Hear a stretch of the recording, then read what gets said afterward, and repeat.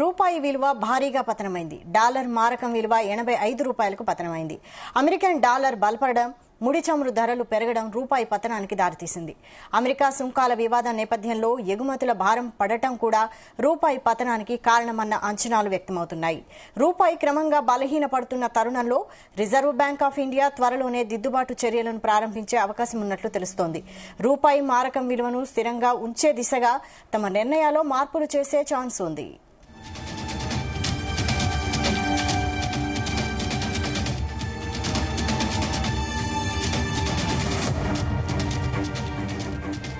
దీనిపై మరిన్ని updates business correspondent Ravi Prasad అందిస్తారు. Ravi Prasad. Vaishali, good afternoon. Overall గా ఈ రోజు మనం మార్కెట్ లో చూసుకుంటే ఓవరాల్ గా 88 రూపాయలకు అయితే పతనం అయిందని చెప్పాలి. డాలర్ తో పోలిస్తే 88 వరకు అయితే రూపాయి విలువ పడిపోవడం జరిగింది. ఇది చాలా అంటే చిన్న విషయం కాదు, చాలా సాధారణ విషయం అయితే కాదు, ఇది పెద్ద విషయం అని చెప్పాలి. ముఖ్యంగా geo political effects and global cues అనేటివి ఇండియన్ మార్కెట్ పైన అయితే బాగా ప్రభావం చూపాయి. ముఖ్యంగా మెయిన్ కారణాలు చూసుకుంటే అమెరికన్ ఫెడరల్ రిజర్వ్ వడ్డీ రేట్లు పెంచడం వల్ల డాలర్ బాగా పడిపోయిందని చెప్పాలి. అండ్ గ్లోబల్ మార్కెట్ లో geo political tensions, China, America, Russia, Ukraine యుద్ధ భయాలు, వాటి యొక్క పరిణామాలు, నెక్స్ట్ మెయిన్ ఇంకోటి వచ్చేసి మనకు టారిఫ్ల భయం.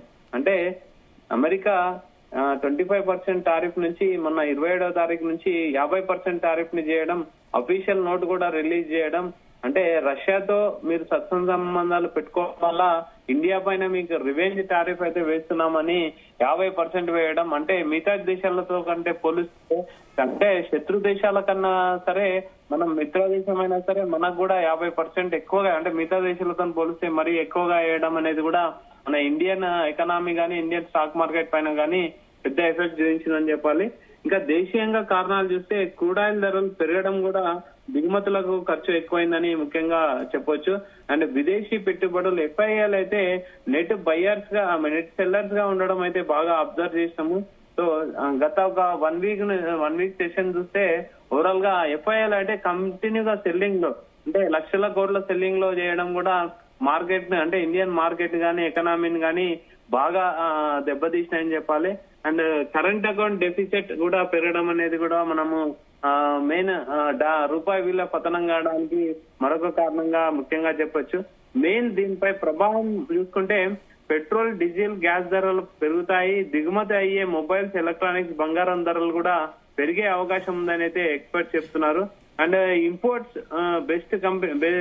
బేస్డ్ కంపెనీలు చూసుకుంటే FMCG, ఎలక్ట్రానిక్స్ ఖర్చులు అయితే కొంచెం తగ్గుతాయని చెప్పాలి. అండ్ IT, ఫార్మా కంపెనీలకు సంబంధించి డాలర్ ఆదాయం వస్తుంది కాబట్టి వాటికైతే కొంచెం బలంగా ఉంటుంది. ఇన్వెస్టర్లు అయితే కొంచెం ఈ IT and pharma company side investment ఆలోచిస్తే కొంచెం బెటర్ అని అయితే చెప్పడం జరుగుతుంది.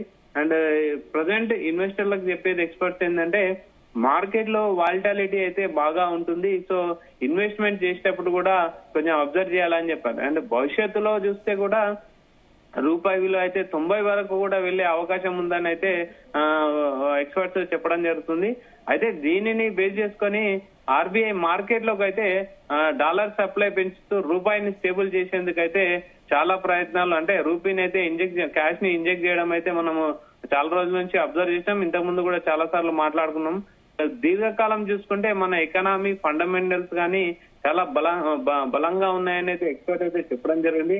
కాబట్టి పానిక్ అవ్వాల్సిన అవసరం లేదు అని అయితే ప్రజెంట్ ఎక్స్పర్ట్ చెప్పడం జరుగుతుంది. ఓవరాల్ గా చూసుకుంటే ముఖ్యంగా రూపాయి అయితే బలహీనపడడం, గ్లోబల్ క్యూస్ అయితే మనకు అంత సహకరించకపోవడం, అండ్ అంటే ఫెడ్ రిజర్వ్ రేట్లు కూడా కొంచెం పెరగడం అనేది మన ఇండియన్ మార్కెట్ కి అయితే బాగా ఇబ్బందికరంగా ఉందని చెప్పాలి. దీర్ఘకాలంలో మన ఎకనామీ మళ్ళీ బలపడే అవకాశం ఉందని అయితే ఎక్స్పర్ట్ చెప్తున్నాను. ఇన్వెస్టర్లు అయితే ప్రజెంట్ జాగ్రత్తగా ఉండాలి, ఎందుకైతే మార్కెట్ బాగా వాలిటిలిటీగా ఉండొచ్చు అని అయితే కొన్ని రోజులు చెప్పడం జరిగింది. ముఖ్యంగా IT, ఫార్మా రంగాల పైన ఎక్కువగా దృష్టి పెడితే ఇన్వెస్టర్లకు కొంచెం లాభం ఉండే అవకాశం ఉందని ప్రజెంట్ చెప్పడం జరిగింది. Compare to dollar rupee value 88 కి పడిపోవడం అనేది చాలా అంటే కొంచెం పెద్ద విషయమే అని చెప్పాలి. ముఖ్యంగా మనం ఇంతకుముందు చెప్పుకున్నట్టు మెయిన్ ఫెడ్ రేట్లు, అంటే అమెరికా ఫెడరల్ రిజర్వ్ వడ్డీ రేట్లు పెంచడం అనేది మనకు main effect. And global cues అంటే చైనా, అమెరికా, రష్యా, యుక్రెయిన్ యుద్ధాల ఎఫెక్ట్, అది కాకుండా మనకు 50% టారిఫ్ వేయడం అనేది మన మొత్తం అంటే ఇంపోర్ట్స్ పైన ఎక్కువగా ఎఫెక్ట్ పడడం. సో దాన్ని పరంగా చూసుకుంటే కొనుగోలు శక్తిలో కొంచెం తేడా రావచ్చు, ఎకనామీ గ్రోత్ కూడా పడిపోయే అవకాశం ఉంది. అది మాత్రం తాత్కాలికమే, దీర్ఘకాలంగా మాత్రం మన ఇండియా ఫండమెంటల్లీ స్ట్రాంగ్ ఉందని అయితే ఎక్స్పర్ట్ చెప్పడం జరిగింది. సో ఎలాంటి భయపడాల్సిన అవసరం లేదు.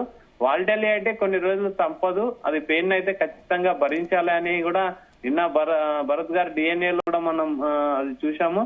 ఖచ్చితంగా రేవంత్ గాని పత్తిపాటి పుల్లారావు గాని చెప్పడం జరిగింది, కొన్ని రోజులు పెయిన్ అయితే ఖచ్చితంగా ఉంటుంది, దాన్ని భరించాల్సిందే. దీర్ఘకాలంలో మాత్రం మన ఇండియన్ ఎకనామీకి ఎలాంటి డోకా లేదని అయితే ఖచ్చితంగా ఎక్స్పర్ట్స్ అయితే అభిప్రాయపడుతున్నారు వైశాలి.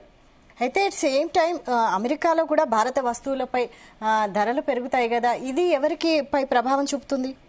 ఖచ్చితంగా మీరు అన్నట్టు ఖచ్చితంగా ప్రభావం చూపుతుంది. అది అమెరికన్స్ కే ఎక్కువ ఎఫెక్ట్ ఉంటుంది. అంటే చెప్పేది అంటే డిస్కషన్ లో అందరు కూడా చెప్పేది ఒకటే, మనకన్నా ఎక్కువ లాస్ వేరే అంటే అమెరికానే ఎక్కువ లాస్ అవుతుంది, రిసెషన్ ఆల్రెడీ వస్తుందని చెప్పడం జరుగుతుంది. వాళ్ళ వాళ్ళ లోకల్ పీపుల్ నుంచి కూడా ట్రంప్ కు వ్యతిరేకత అయితే బాగా పెరిగింది. ఎక్కువగా ఎఫెక్ట్ అయ్యేది యుఎస్ సంబంధించిన పబ్లికే, వాళ్ళ జనాలే. కాబట్టి అది అంటే ఆ మాత్రం కూడా అవగాహన లేకుండా టారిఫ్లు అయితే పెంచడం జరుగుతుందని అయితే వాళ్ళకు సంబంధించిన అధికారులే రివర్స్ అవడం, రివర్స్ గా ట్రంప్ కు నినాదాలు చేయడం అనేది కూడా అబ్జర్వ్ చేయడం జరుగుతుంది. అంటే అక్కడ ఎక్స్పర్ట్ చెప్పేది, ఎకనామిక్ ఎక్స్పర్ట్ చెప్పేది అంటే ఈ విధంగా కొనసాగించిపోతే యుఎస్ లో అయితే చెప్పలేనంత రిసెషన్ లోకి అయితే వెళ్ళడం తప్పనిసరి అని అయితే ఎక్స్పర్ట్ అయితే ఖచ్చితంగా చెప్తున్నారు. సో ఇండియా కూడా కామ్ గా అయితే ఏం లేదు, ప్రత్యామ్నాయ మార్గాల పైన అయితే ఎక్కువగా వేరే రూట్లను అయితే ఆశించడం జరుగుతుంది. సో వాళ్ళ ప్లాన్ లో ఇండియా కూడా మన ప్లాన్ లో మనం ఖచ్చితంగా మోడీ ప్రభుత్వం అయితే ప్రత్యామ్నాయ ఏర్పాట్ల పైన అయితే ఖచ్చితంగా ఫోకస్ చేసిందని అయితే నిన్న న్యూస్ చూస్తే మనకు అర్థమవుతుంది వైశాలి. అయితే భారత్ వస్తువులు కేవలం అక్కడ అమెరికాలో ఇండియన్సే కాకుండా వేరే దేశస్తులు అలాగే అమెరికన్స్ కూడా కొంటుంటారు కాబట్టి ఇది అమెరికాపై కూడా ఎఫెక్ట్ చూపిస్తుంది. ఖచ్చితంగా ఎఫెక్ట్ చూపిస్తుంది. అదే అంటే రిసెషన్ వచ్చే అవకాశాలు చాలా ఉన్నాయని మోడీకి సంబంధించిన ఒక పత్రిక రివ్యూ కూడా అది రిలీజ్ చేయడం జరిగింది ఆర్టికల్. ఖచ్చితంగా రిసెషన్ వచ్చే అవకాశం ఖచ్చితంగా ఉంది.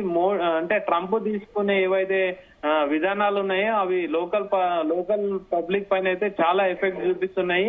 వాళ్ళ కొనుగోలు శక్తి అయితే పడిపోవడం అనేది యాజ్ పర్ డాటా ప్రకారం కూడా రిలీజ్ చేయడం జరిగింది. లాస్ట్ ఇయర్ కొనుగోలు శక్తి అయితే భారీగా పడిపోవడం జరిగింది. సో ఎకనామిక్ గ్రోత్ కూడా స్లో డౌన్ అవుతుంది అనేది అయితే ఖచ్చితంగా చెప్పడం జరుగుతుంది. అగ్రరాజ్యం కాబట్టి నిల్వలు ఉంటాయి కాబట్టి కొంచెం ప్రజెంట్ అయితే వెళ్ళిపోతున్నారు. కానీ తర్వాత దీర్ఘకాలంలో మాత్రం అమెరికా చాలా విషయాలలో ప్రాబ్లం ఫేస్ చేయాల్సి వస్తుందని అయితే ఎక్స్పర్ట్ అయితే ఖచ్చితంగా చెప్తున్నారు Vaishali. Okay, thank you Ravi Prasad.